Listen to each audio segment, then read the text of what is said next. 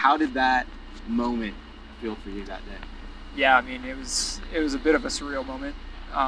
Obviously, there was a lot of emotion, a lot of nerves going into that first playoff game. We had a lot of expectations of ourselves, of our team throughout the entire season, and kind of it all culminated in that one moment. Kind of the beauty of that one and done playoff mentality, like you get one chance to like either make it or break it. So of course we had to make it interesting. We wanted to go to penalty kicks, and I'm happy that I was able to make some PK saves, and we were able to celebrate our first playoff win in club history, and it makes it even better that we got to do it on the south side with all of our crazy fans that are so amazing. So yeah.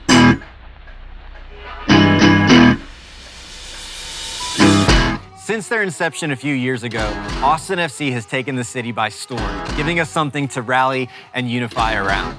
Today, we sit down with fan favorite and goalkeeper Brad Stuver as he takes us through his soccer journey, including an 8-year professional career before finding a home here in Austin.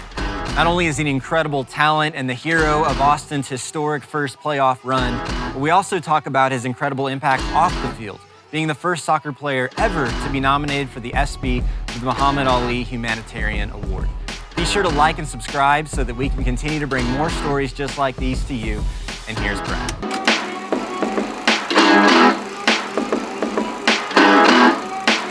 Okay, so I want to kind of like jump right into the end of your story for a second. Drafted in 2013, you spend 8 years finding a home. 2001 here in Austin, starting a brand new franchise. You guys finish second to last, I think, in the Western Conference. sounds right. 1 year later, you finish in second place. Yeah.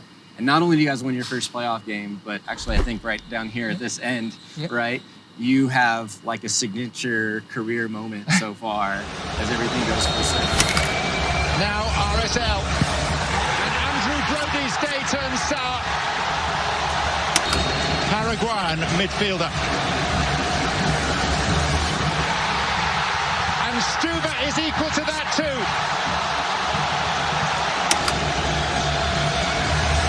It's Schmidt, it's Ariel, and it's Austin, whose adventure continues.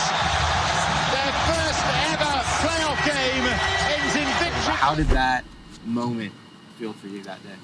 Yeah, I mean, it was a bit of a surreal moment. Obviously, there was a lot of emotion, a lot of nerves going into that first playoff game. We had a lot of expectations of ourselves, of our team throughout the entire season, and kind of it all culminated in that one moment. Kind of the beauty of that one and done playoff mentality, like you get one chance to like either make it or break it. So, of course, we had to make it interesting. We wanted to go to penalty kicks, and I'm happy that I was able to make some PK saves, and we were able to celebrate our first playoff win in club history, and it makes it even better that we got to do it on the south side with all of our crazy fans that are so amazing. So yeah, did you on that second save? Did you know what had happened right away? Like, could you see it hit the top crossbar or? No, so it hit my hand, and I was trying to track the ball the entire way, and I was just so scared. Like when I watched the ball, I was like, "Oh, this is just gonna loop and bounce in." Yeah. Like I didn't know if it was gonna hit the crossbar or anything. Yeah. All I kept thinking to myself was like, "Get up as quick as you can." Like Yeah. you might have to make like the double save. Yeah.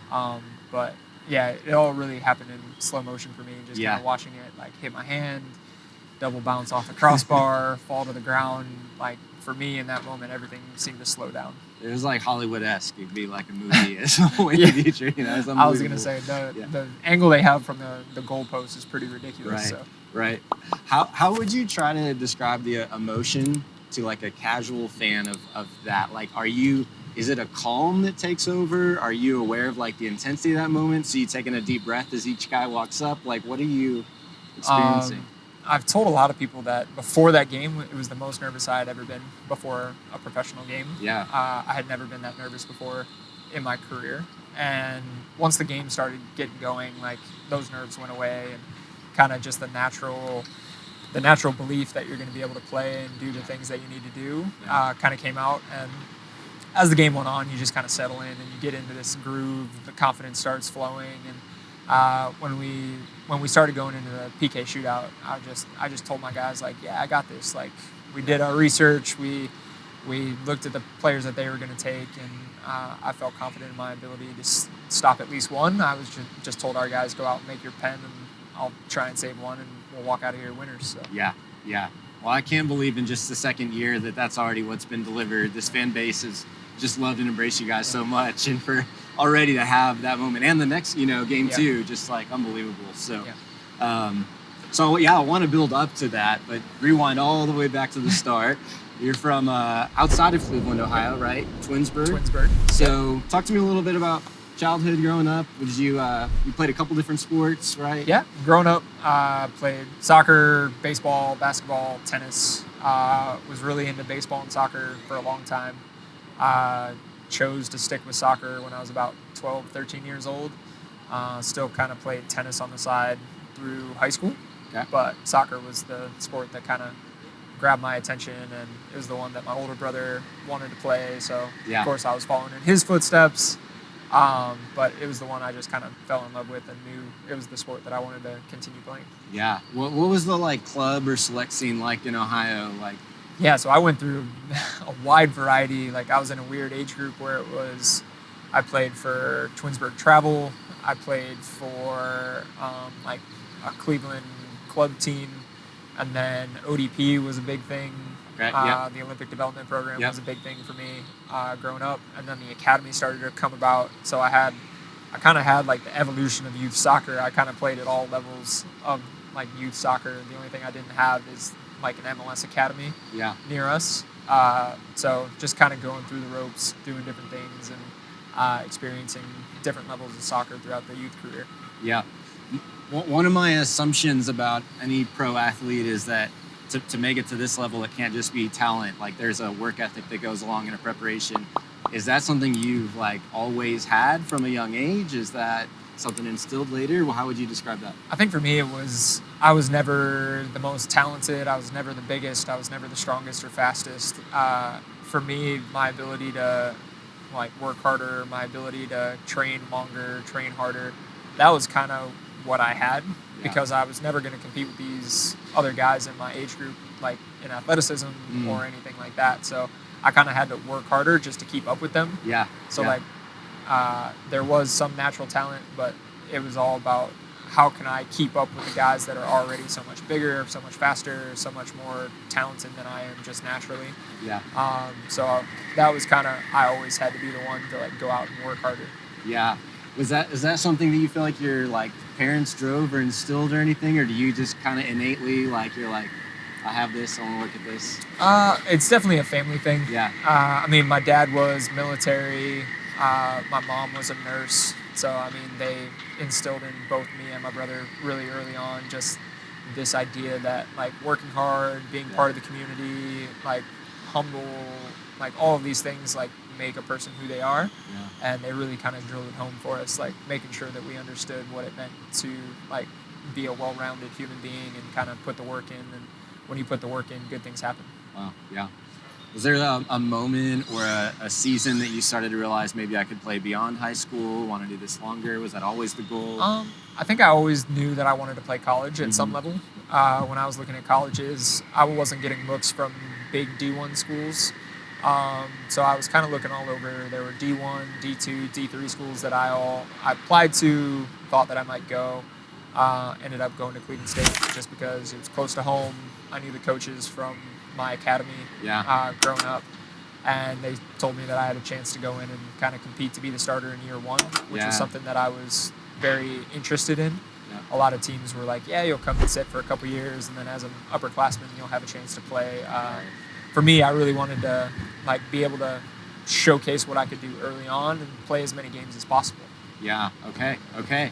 And you had an amazing run. Was it senior year that you guys made it to the NCAA tournament? Yep. So my senior year, we were able to win the conference tournament for the first time, win that conference for the first time in Cleveland State history. And then we made it back to the NCAAs for the first time in, I think it was 35 years. Okay. So it was a big deal, and we got to do it with a bunch of friends that I grew up playing with, and We were a bunch of local Cleveland guys that like kind of brought the Cleveland State team like into the NCAA playoffs. Okay. Yeah. What a cool moment. Yeah. What a cool moment. Yeah. If I'm remembering right, there's also two like really important relationships, at least, that are happening in tandem, right? So one is Ashley, right? You met her in college. How did you meet her? How did that? So I actually met my wife Ashley the first weekend I was on campus. We lived in the same dorm, and I was in the elevator going up to our floor, and she got in the elevator with me and my roommates, and we were acting like fools. We had a game, we had a game where we would hit the bell on the elevator, and it would just be a boxing match. And she walked into us boxing each other in the elevator, and she tells me that she went back to her room and told her roommate that she met her future husband. Really? And That's what won her over. I was like, wow, that shows me that you didn't have that great a taste, because we were acting like children. But no, it was good. So we met. We knew each other for about a year before we started dating. Okay. And then we've been together ever since. Very cool. Very cool. And then I think, so your now agent, was your coach was it the goalie coach in particular? Or so he was the goalkeeper coach my freshman year. He was only there for 1 year at Cleveland State. He was the goalkeeper coach my freshman year. And then throughout the rest of my time at Cleveland State, he had his own like private coaching area. And I would, in the off season, I would go train with him. And ever since then, he's been like a mentor to me. His family is just like a second family. He's been with me from the very beginning. He's the one that kind of told me that he saw my future as a professional, and he's been with me every step of the way. And I mean, he tells me all the time, like, he loves coming down here to Austin and seeing what we had talked about all those years ago, like, come true. Wow. Yeah, see, I think that's so powerful, because even though most people watching this aren't going to get to be a professional athlete, someday, still that relationship, to see something in you, believe in you, call it out of you, like, not only do we need that, but even having that power in others, right? To speak that in other people's stories. Yeah, it makes a huge difference just knowing that the relationships around you, and that just having someone that believes in you so much gives you just so much self-confidence, and gives you the ability to go out and truly trust yourself and believe in yourself. And we talk about it all the time, that it's who you surround yourself with that kind of dictates the way your life goes. And if you surround yourself with the right people, like, good things happen.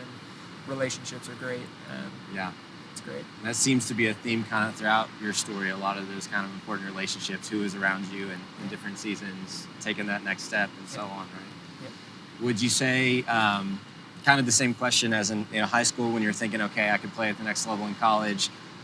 Was it him? Was it that relationship? Or what were some of the pieces that were like, I'm going to try to see if I can play the next level? I was going to say, I went into college not even thinking about going pro. Didn't know much about the MLS, didn't really know kind of like what the route was.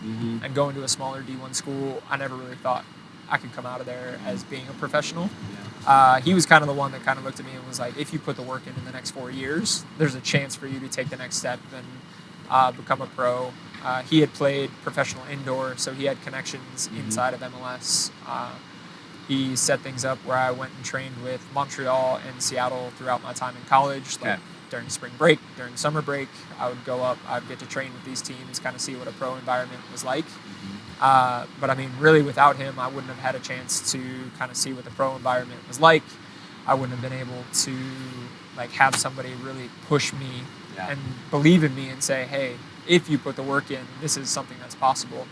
I'll just go to school to like play soccer with my friends and go to school and get my degree. And so he was kind of the one that switched my mentality. That's amazing. Yeah, those pivotal relationships. That's unbelievable. And then it was Montreal, the draft in 2013, I think is correct, right? So talk us through a little bit of that process. I think, again, the casual fan probably isn't so familiar with, even if you're drafted, how rare that is to then go get a starting spot and so on. Yeah, it's a little different. College was really more the pathway back then. It's getting less and less so now, with so many homegrowns and academy and like that type of stuff. But I went to the MLS Combine. I was one of 6 goalkeepers that was at the Combine. I was invited to the MLS Draft. It was in Indianapolis. Drove up there with my parents. We were just kind of there to experience. We weren't expecting anything. We were just kind of there. We were sitting in the players section, and got drafted by Montreal. Didn't have a speech prepared. Had no idea it was happening. Wow. Had to go up on stage. I was pretty late on, so there weren't many players left in like the player area. Yeah. How does that work? Do you get a call right before, or like what's the? No, like, we just didn't hear your name. I just heard my name. We were just like sitting there, and I just heard my name. So what's the emotion, or what's the shock? I was like shocked. Yeah. One, I wasn't expecting to be drafted that day. Yeah. Like I thought if I was going to get drafted, it was going to be later, like next day or something like that. And then from there, it was just kind of a whirlwind. It was like I had to do the speech in front of people. Yeah. I had to do my first media interview, like sign my first autographs, and then their team administrator called me to sort out flights and hotel and giving me the like itinerary for preseason, and like it's just such a whirlwind and like your world just gets like flipped upside down. And the crazy thing about it is you're still not under contract. So just because you get drafted to a team doesn't mean that you have a contract yet. Okay. Yeah. So I go into preseason, and I'm there until the very last day of preseason, and they decide that they're not going to offer me a contract. There's a younger homegrown goalkeeper that they're going to stick with. And so on the last day of preseason, they tell me that I'm not going to get a contract. Wow. So you go 6 weeks thinking, oh, I made it to the pros. I did this. And then on the last day, it's like, no, it's taken away a little bit. So then again, that next 24 hours is just a whirlwind. So. Yeah.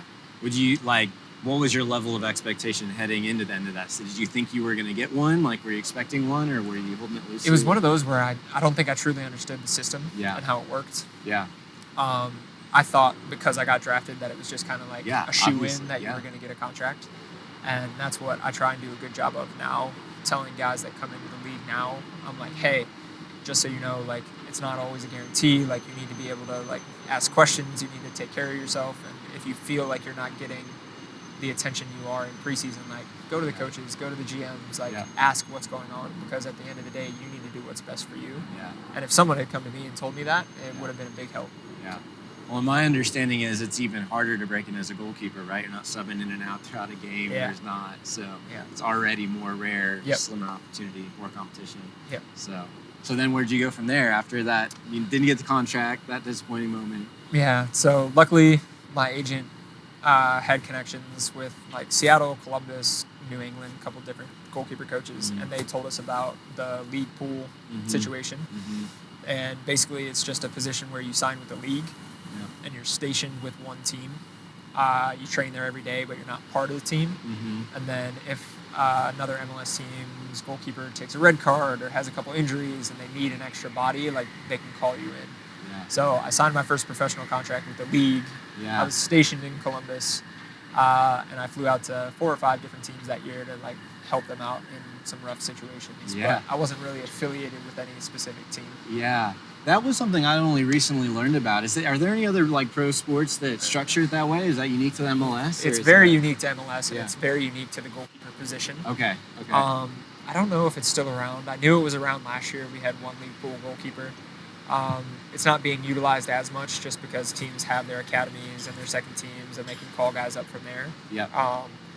But it was not many people knew what it was. Yeah. It's still funny explaining to this day to people like what it was. Yeah. But yeah, I was fortunate that it was a thing, and it gave me my first kind of step into the pros. Okay. And you still basically spend your time training with a specific team, right? Which was Columbus and then New York. Is that? So that year I trained every day with Columbus. Yeah. And then 2014 I actually signed with Columbus. Okay. And then I was with them until the end of 2017. Okay. And then I got traded to New York City. Okay. Awesome. Okay. And New York City is where you were up until? Yep. So I was league pool in Columbus for 1 year. Then I was with Columbus for the next 4 years. And then I got traded to New York. I was in New York for 3 years, and then my contract was up, and I came to Austin as a free agent.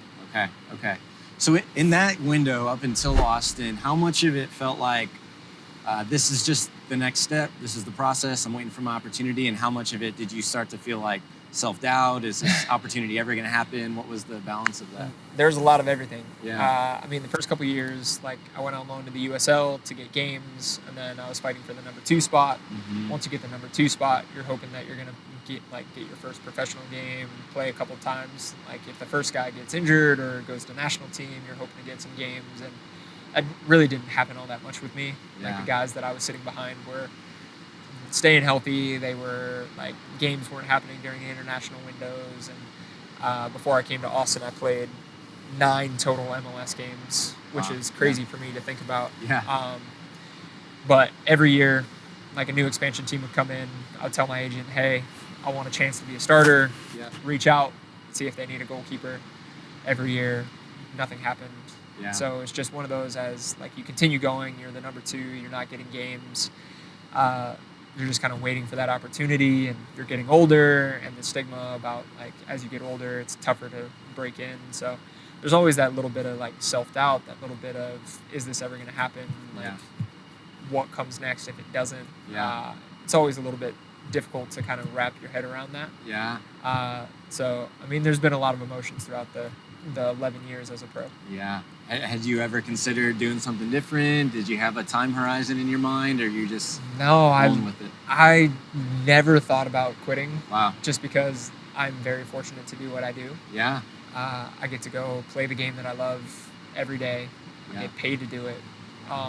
There's no better feeling in the world than what I get to do. And in my mind, I always just knew that I needed one opportunity and one chance. Yeah. So I just kept thinking like, okay, next one will come. It'll come. And when it does, I needed to be ready. So I just kind of kept my mind focused on that I was going to be ready for whenever the time came. Yeah. Talk to me about that like mindset, because that's another thing that feels transferable outside of sports. People trying to break into a career, an industry, an opportunity, trying to make it in whatever their field is. And you're like, never really considered, I'm just going to keep going down this path. Was it people around you? Where did you cultivate that? Yeah, I'm going to go back to just surrounding yourself with the right people. Yeah. I mean, I had my agent who had been with me for so many years. I had Ashley who'd been with me for so many years. Both of them were so supportive. Like Ashley was moving with me no matter where I went.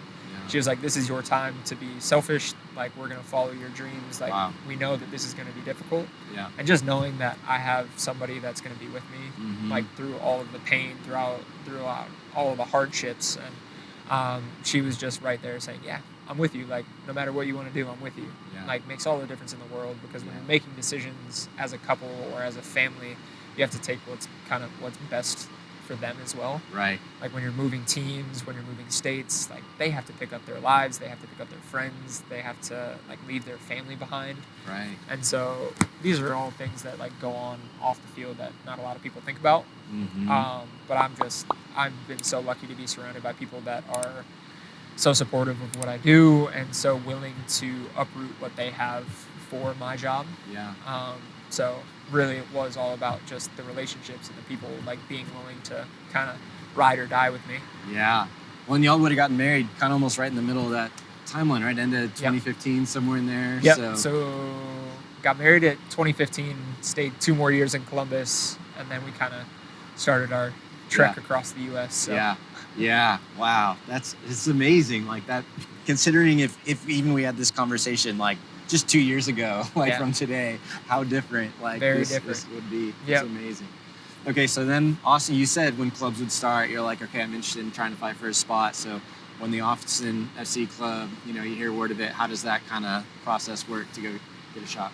Yeah, so when Austin got announced, I know Josh got announced as the head coach, and he was my assistant in Columbus. So I reached out. I was like, hey, congratulations. Really looking forward to seeing what you do in Austin. Would love to have a chat sometime. Like, I'm coming up on free agency. Would love the chance to talk to you about, like, maybe coming down there and playing for you. And then Claudio, at the time, was our GM here in Austin, and he was my GM in New York City. Okay.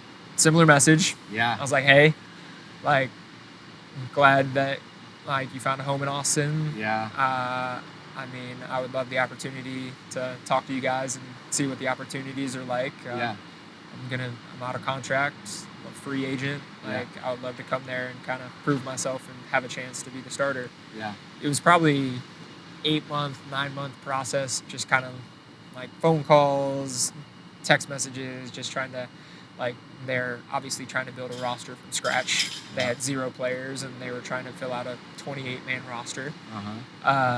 So we just kind of stayed on them, and my agent talked with them, I talked with them, just kind of gauging where they were at, and ended up that they wanted to bring me in and kind of give me the opportunity to compete in preseason to be the starter, and that was kind of the opportunity that I was waiting for.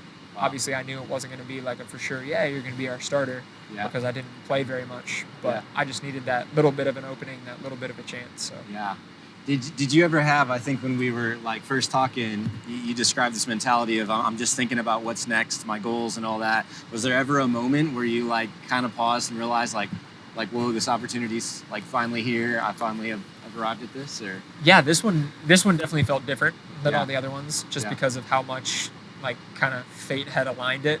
Like me being out of contract, so there wasn't any like trade or anything that needed to happen. Josh being the head coach, Claudio being the GM, there were just so many familiar faces that knew who I was on the field, knew who I was off the field, and it was just kind of like an easy transition to bring me down. It really felt like it was just the moment where everything seemed to be colliding all at once. And it just kind of felt a little bit different than all the other ones. And, we were very excited about the opportunity. We drove down from New York very quickly. I think we made it down like January 3rd, that first season, even though we didn't know when the season was going to start. We were just so excited to be here and get started with the team. So it was a great feeling, and I'm glad that it all worked out. How would you describe the experience of being part of a brand new franchise? That's not an experience that a whole lot of people are a part of. Yeah, it's difficult. One, you're like creating history. Two, there's a lot of road bumps along the way. You're building an identity as a club. You're being brought into a city that no one knows. You're building a stadium from scratch. You don't know what the atmosphere is going to be like. You don't know what the fans are going to be like. So obviously 2021 was very difficult for us on the field. But I mean, the support that we had from ownership to the fans to the community to inside our locker room, just everyone like stayed on board, stayed with us, and really understood what we were trying to build. And I think Matthew McConaughey has this quote that we talk about all the time, just like the 100-year war. And we talk about it because it's so true, because so many teams like have a little bit of history, and you can look back and you can be like, this is what this team is all about. And for us, it's like, what do we want this team to, like, how are people going to look back on this team and be like, yes, this is what Austin FC is all about. This is what the Austin community is about. And I mean, I think for all of us, it's just a little bit of that like reputation, and what are we building, and who do we want to be, how do we want to be remembered.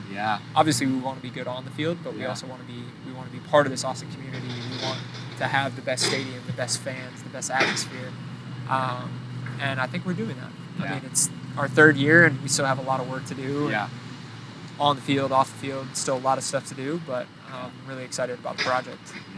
Well, I know you are a team-oriented guy, but you personally already cemented in that history, like already the first goalkeeper and, first playoff win. There's already those moments that 2 years in are happening, so just amazing to watch. Hopefully there's a lot more firsts. So I'm biased because I've been in Austin for 20 years now, although I was also born in Cleveland, so I appreciate that connection. But I love the city so much. I'm curious, your perspective coming in, why do you think Austin has embraced this team so wholeheartedly? Man, I have no idea. But really, this community in general has just rallied behind the team and the guys so much. And it's just crazy to me to be walking down, whether it's downtown, whether it's Georgetown, whether it's Cedar Park, whether it's Buda. Like, no matter where you go here in Austin, you'll see an Austin FC flag, or you'll see someone wearing an Austin FC jersey. And just like the way that Anthony and the rest of the ownership group, Josh and the rest of the technical staff have kind of like ingratiated ourselves like into the heart of the community, and really wanted to make this a like community driven club. Really made all the difference. Like, we didn't just come here to be, oh yeah, we're a soccer team in Austin. We wanted to be a soccer team within Austin. We wanted to be part of that community, and I think the fans really grasped onto that. And just like they embrace what this Austin community is about, and they show us what it means to be an Austinite. And for us, it's just about reciprocating that and like showing love and really putting ourselves out there to be part of Austin, not just to play here to like this is our job, but like actually be a part of this community. Yeah, I think I was surprised by, or maybe didn't realize this need for like the unifying force that you guys are. The combo of us not having any professional sports here, so if you're not a Longhorn fan, there's already a lot of division. But now if you live here, you feel it at people moving here from all over the world, all over the country. So it's increasingly rare to run into somebody that's grown up here. And now there's something like we can all rally around, and it is like the energy around Austin FC is unbelievable. If you live here, you feel it everywhere you go. It's crazy. Yeah, it's great. I mean, soccer is such a worldwide game that it's so easy for people to kind of get involved with it. Even people that have never been like soccer fans at all. I've talked to so many people here that were like, oh, I didn't play soccer growing up, didn't really get involved with it, but went to my first Austin FC game. Now all of a sudden my kids are hooked on soccer. Like those are the coolest moments for me, because it's like, okay, like we're able to like make people fans. We're able to show them how amazing this sport is and just kind of how amazing this community is. Yeah, absolutely. And you personally have embodied that in terms of being, in Austin, the way you phrased it, the impact that you're making. I think we said the first, not just MLS player, but soccer player ever to be nominated for the humanitarian award, the Muhammad Ali Humanitarian ESPY. I mean, it was an amazing honor. I can't thank the Austin FC staff enough for putting my name up for that type of an award. It's very cool to be the first soccer player there. I know there are some amazing soccer players even in our league and around the world doing such amazing things in their community, and I think it's important for us to like keep having representation in our sport at those type of events, just because we are growing our league here in the United States, and we want to be like in the top 5 leagues talked about, and that's a way for us like to be in those conversations. You talk me through a couple of the big, organizations that you've gotten really involved with really quick here. I know Laundry Project is one. So Ashley and I have been part of the Laundry Project since 2016. One of her high school friends actually brought it to us and told us about it. And basically all we do is we fundraise money in the city that we're in, and we get laundry supplies, and then we go into lower income neighborhoods. We go to a public laundromat, and then for 2 to 3 hours, anybody that walks through the door, we pay for their laundry services. They can use our laundry detergent, all that type of stuff. We did projects in Columbus. We did projects in the Bronx. We've done projects here in Austin. We did one in Uvalde last year. We actually have two project dates set up this year, April 16th and October 15th. So we're planning out the year, and we're excited for those projects. And then the other one that I'm involved with is I'm actually on the board of directors for Equality Texas. It is the largest LGBTQIA+ nonprofit in Texas, fighting for the rights of the LGBTQ community. And I'm very proud to be part of the board of directors and kind of working with Austin-based members and kind of rallying around like our fans, getting them to events and stuff like that. It's an amazing organization doing amazing things, and I'm very proud to be a part of it. Well, I think one of the things that's really inspiring about that for me personally is, we live such a media-driven age, social media, like to act or not act on any behalf like you're criticized for, and you can put yourself out there for all of it, and to still like go and engage and make such a huge difference. It's really cool to watch. The way you use your platform, is inspiring. So I'm curious, even what has kind of led everywhere you've been, that's been a huge part of not just what's happening on the field, but the community that you're a part of. Where was that cultivated, or why is that so important to you? I think it's just important. Growing up, once again, my parents instilled in us this ability to like take care of the community. Like we always talk about like if everyone does the small things and like small little details, like if everyone did those, the big issues would get taken care of. Like if everyone just does a little bit here, a little bit there, then like big things can get done. So for us, it's just about like, can we do the small things in our community? Can we give back to the community that allows me to kick soccer ball for a living?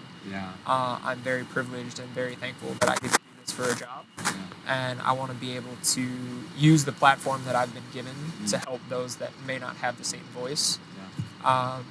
And it's just important for me I'm only going to have this platform for a finite amount of time. As long as I'm a pro, I'll have it. But as soon as I'm done playing, that platform kind of dissipates a little bit. So I really want to take advantage of the ability and the timing that I have now to kind of speak on issues that mean something to me and kind of give a voice and lift up other voices that may not have the same power.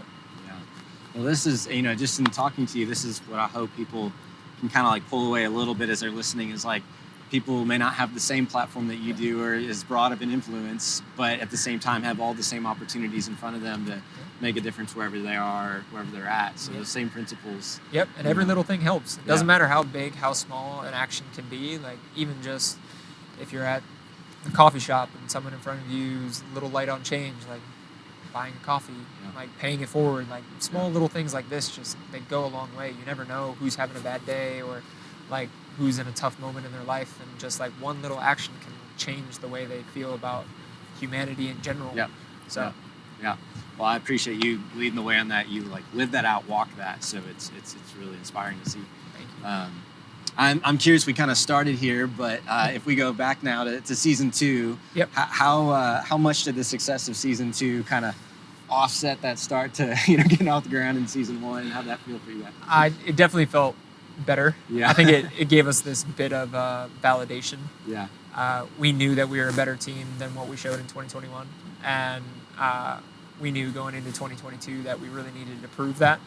And so having the year that we did in 2022, making it to the Western Conference Finals, it kind of really validated everything that we believed in ourselves and everything that we wanted to be. So it was definitely a very good year, and we had a lot of fun doing it. Obviously, we came up short, but we were so happy to like make the Western Conference Finals. It gave us invaluable momentum going into this year. It gave us the ability to be like, hey, we made it there. We can do that again. And now it's just about like using what we did last year and kind of building off that for this upcoming season. So what are you looking forward to then right now? And you're thinking about, your career and for the team, some of the dreams, goals you have going forward. What's on that list? Man, this year's going to be crazy. We have so many new competitions. Like we have the MLS, then we have playoffs. Now we have Champions League. Then we have Leagues Cup. Then we have Open Cup.